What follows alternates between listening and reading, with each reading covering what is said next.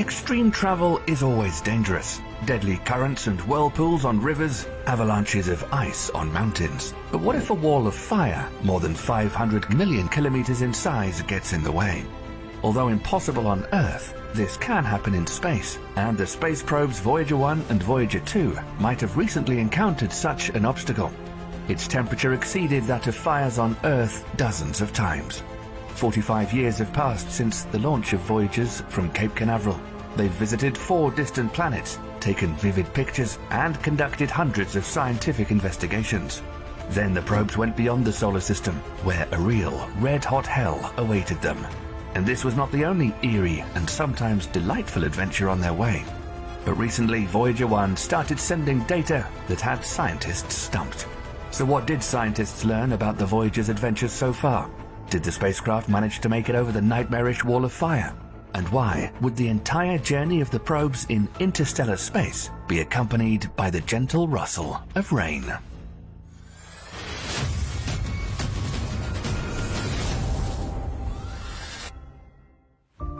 For almost half a century, probe equipment that made it all the way beyond the solar system has been working well almost all the time.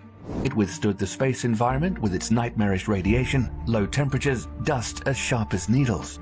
This seems unbelievable, but it was possible thanks to the excellent level of protection the space probes have. They're equipped with multi-layer thermal insulation, heat shields, and plastic jackets. Individual elements of their defense line are quite simple. For example, shortly before launch, strips of kitchen aluminium foil were glued to some of the cables as a protection against radiation, and it worked perfectly. The amount of work and people put into the development and implementation of the project is about 11,000 years. This is equivalent to a third of the effort expended to build the Great Pyramids of Giza. When the probes were launched into space, they headed for Jupiter, Saturn, Neptune, and Uranus. There, Voyagers took many extraordinary images. In addition to the iconic pale blue dot and volcanic eruption on Jupiter's satellite Io, there are less known but stunning images. Check out this tete-a-tete of the Earth and the Moon. The image was taken as Voyager 1 headed toward Jupiter. In this image, both our planet and its satellite look like 2 crescents moving somewhere in the same direction. And here, you can see the edge of Titan's disk, Saturn's largest satellite, captured by Voyager 2. But why does it come in 2 colors? It's just that the mysterious haze at an altitude of a couple hundred miles from the atmospheric surface looks blue. The atmosphere itself appears to be orange and is mostly composed of nitrogen with a mixture of methane and possibly hydrogen and carbon compounds. It's believed that this is what the Earth's atmosphere was like prior to the emergence of life. After flying around the planets, Voyagers turned off their cameras and some other devices to save energy. But other devices were still able to conduct research, sending data back to Earth. Without much trouble, the probes reached the edge of the solar system, and then the edge of the heliosphere, filled with solar wind. They entered the heliopause region, where the pressure of the solar wind and the interstellar plasma is equalized. In this mysterious place, which scientists had previously studied only through simulations, the probes made surprising discoveries. Researchers had expected the magnetic field of the galaxy near the heliopause to be tilted towards the solar magnetic field. But the probes found no change in the direction of the magnetic field, and the particle density was 10 times greater than in the solar wind. Flows of solar and interstellar particles collide in that region at unimaginable speeds. It makes them glow and form a wall of fire. That's what astronomers call the phenomenon, although it's not known for sure if it's a kind of fire we are familiar with, and if it's really burning there. But it's clear that the plasma at the outer boundary of the heliopause is about 30,000 to 50,000 Kelvin. At first glance, it seems impossible to go through this region undamaged. But the probes succeeded. The plasma turned out to be very thin, much smaller than the air on the surface of the Earth, so it didn't heat up the probes to critical temperatures. Studying the red-hot wall is very important for scientists. After all, it is the heliopause that is the solar system's last line of defense against dangerous cosmic rays and interstellar dust.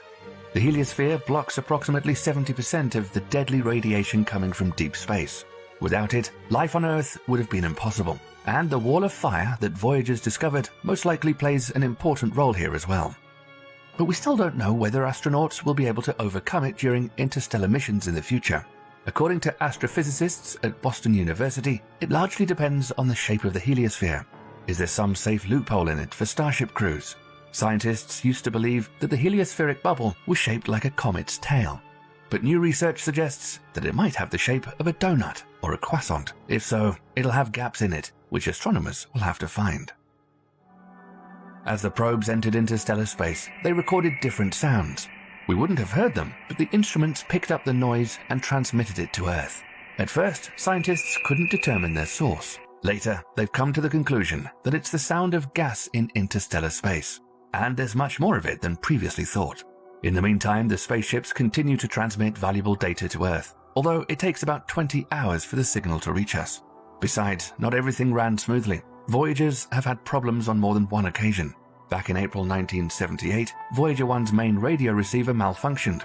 Since then, it's been operating on a backup receiver. Recently, something strange started to happen. Voyager 1's telemetry began sending absurd data back to Earth. Telemetry is the measurement and collection of information to provide to the operator or user. The probe continued to keep its antenna pointed at Earth. The mission specialists investigated the situation and identified the source of incorrect telemetry.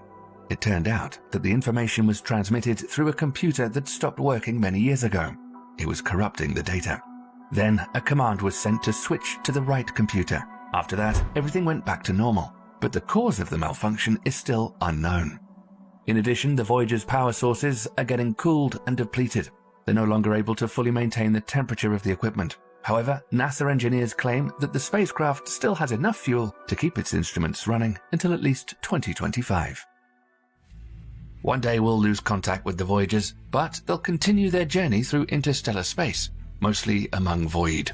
Only in about 30,000 years will the Voyagers pass through the Oort cloud, a shell of comets and icy debris orbiting the solar system. And only in about 40,000 years, Voyager 1 will be closer to the star Gliese 445, 17.6 light-years from Earth, than to our Sun. By that time, Voyager 2 will pass 1.7 light-years from the red dwarf star Ross 248 of the constellation Andromeda. Looking even further into the future, in about 230 million years, the solar system and Voyagers will make a complete revolution around the Milky Way. It's impossible to predict what will happen to Earth by then. But can the probe survive that long in interstellar space? Scientists believe that it mostly depends on the amount of dust in the Milky Way. This dust flies at several miles per second, like a nanometeor shower. The dust particles slowly erode the shell of the probes, and even a dust particle the size of 1,000th of a millimeter leaves its microscopic mark on the ship upon impact. Scientists have repeatedly modeled the trajectories of the probe, their encounters with dust clouds, and possible damage. Calculations by Nick Oberg of the Kaptein Astronomical Institute in the Netherlands have shown that the Voyager Golden Records have a chance of surviving the longest. Because of how valuable information they carry about Earth for a possible alien encounter is, these records have great protection. Underneath the gold cover of the gold-plated discs is an aluminium coating, and underneath that is a copper base. The half-life of plutonium-238 in the Voyager nuclear reactor is 87.7 years. And in a small area of the coating of uranium-238, it is 4.5 billion years. We can hardly imagine such a distant future, but scientists have painted us a rough picture. At that time, the Milky Way should already collide with the Andromeda Galaxy. The spiral shape of the Milky Way would be severely deformed and possibly completely destroyed. The collision could eject the probes from the new monster galaxy. The chance of this event is estimated as 1 in 5.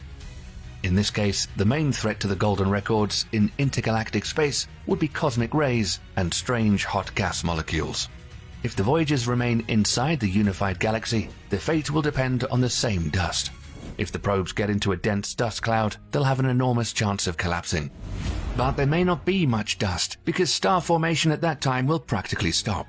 Voyagers will drift through a completely unrecognizable galaxy, free from main sequence stars. In space, there'll be almost only black holes and the remains of stars, white dwarfs and neutron stars. There'll be complete darkness everywhere. Only extremely rare flashes of supernovae will occasionally illuminate the sky. In this inhospitable world, Voyagers will be able to wander for trillions and trillions of years. Meanwhile, other probes will explore the outskirts of the solar system and interstellar space. There are already interesting designs for future spacecraft that will venture into interstellar space. NASA has created the Interstellar Probe concept. It's planned to be equipped with many modern and reliable devices. Among other things, the probe will be able to thoroughly study the solar wind and its use for sailing spacecraft.